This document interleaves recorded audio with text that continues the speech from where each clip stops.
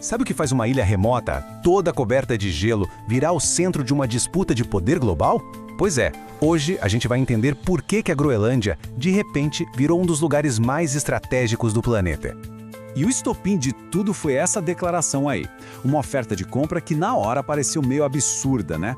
Mas que, na verdade, acendeu o pavio de uma nova tempestade geopolítica bem ali no Ártico. E essa é a pergunta de $1 milhão, né? Por que as maiores potências do mundo estão de uma hora para outra de olho nessa ilha gigante de gelo? Bom, a resposta está escondida bem debaixo da superfície. E olha, ela vai muito além do que a gente vê nos mapas ou naquelas paisagens congeladas. Então, para a gente entender de verdade o valor da Groenlândia, primeiro a gente precisa desconstruir algumas ideias. Sabe, aquilo que a maioria de nós acha que sabe sobre ela. E vamos começar pelo básico, o tamanho. Pega um mapa mundi qualquer. A Groenlândia parece enorme, né? Quase do tamanho da África. Só que isso é pura ilusão de ótica. É uma distorção criada por um tipo de mapa, a projeção de Mercator, que foi feita para navegação séculos atrás e que estica tudo que está perto dos polos. Na vida real, a história é outra. A Groenlândia é sim a maior ilha do mundo, mas não chega nem perto de ser um continente. Para se ter uma ideia, o Brasil é mais de 4 vezes maior. E essa confusão toda com o tamanho é só o começo. É o primeiro de vários mitos que a gente vai ver. Até o nome Groenlândia, que significa Terra Verde, foi, na verdade, uma das primeiras grandes jogadas de marketing da história. Pensa bem, Érico Vermelho, um explorador viking, deu esse nome lá no século X para atrair colonos. Porque, vamos combinar, quem é que ia querer se mudar para um lugar chamado Terra do Gelo? E entender essa história é fundamental, viu? Desde os primeiros povos Inuit, passando pelos vikings e depois a colonização dinamarquesa, a Groenlândia nunca foi uma terra vazia, um nada. É um lugar com uma identidade riquíssima, super complexa, que foi moldada por milênios de história. Acontece que o interesse de hoje na Groenlândia não tem tanto a ver com a história, mas sim com o que está escondido debaixo de quase 2 quilômetros de gelo. E é um verdadeiro tesouro, um tesouro que alimenta a economia do século XXI. A gente está falando dos famosos minerais de terras raras. Eles são tipo o ingrediente secreto de quase toda a tecnologia que a gente usa hoje. Tá no smartphone, tá nos equipamentos militares de ponta e, o mais importante agora, tá nos supercomputadores que rodam inteligência artificial. E adivinha? A Groenlândia tem depósitos gigantescos disso. Ela tem a maioria dos minerais que a União Europeia e os Estados Unidos consideram críticos para a segurança e para a economia deles. Ou seja, quem controlar esses recursos basicamente controla a matéria-prima da corrida tecnológica global. Simples assim. Mas olha, não é só o que está debaixo da Terra não.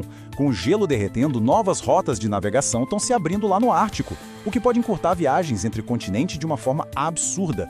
O clima super frio de lá também é perfeito para resfriar os data centers gigantescos que a IA precisa. E claro, não vamos esquecer de uma das maiores reservas de água doce do planeta. Cada um desses pontos sozinho já seria um prêmio estratégico gigantesco.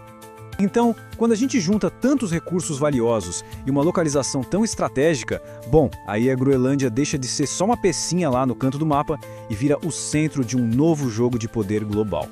É quase como pensar num jogo de war, sabe? A Groenlândia é a ponte perfeita entre a América do Norte e Europa, e ao mesmo tempo é o portão de entrada para o Ártico. Quem controla essa posição na prática tem uma influência direta no comércio e na segurança de 3 continentes. É muita coisa.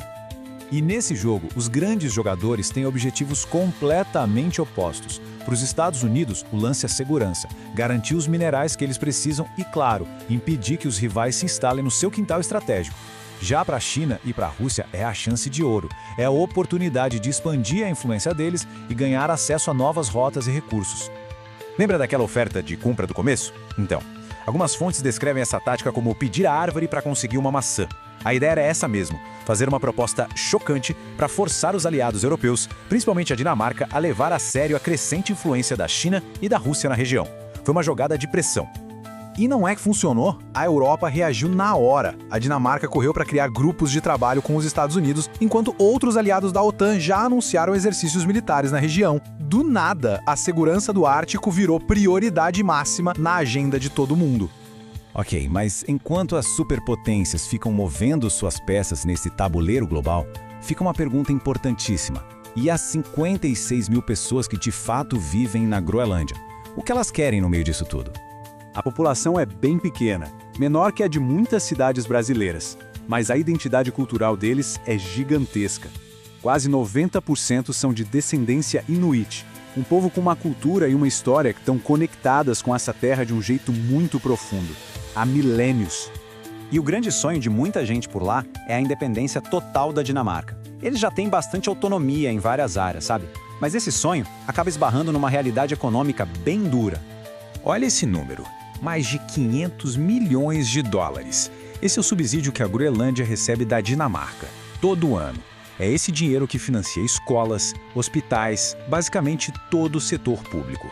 É literalmente a cola que mantém a economia deles funcionando. E aí tá o grande dilema, a tensão fundamental da coisa. Como é que se equilibra o sonho da independência com a realidade dessa dependência financeira? A riqueza mineral até poderia ser a resposta, mas explorar tudo isso significa trazer a influência de potências estrangeiras para dentro de casa, o que pode acabar criando um novo tipo de dependência, né? E tudo isso nos deixa com a pergunta final, que fica no ar. Quem, no fim das contas, vai decidir o destino da Groenlândia? O seu próprio povo, que busca a autodeterminação, seus políticos, ou vai ser quem der o maior lance nessa disputa global? A resposta para essa pergunta, com certeza, pode redesenhar o mapa do poder mundial como a gente conhece.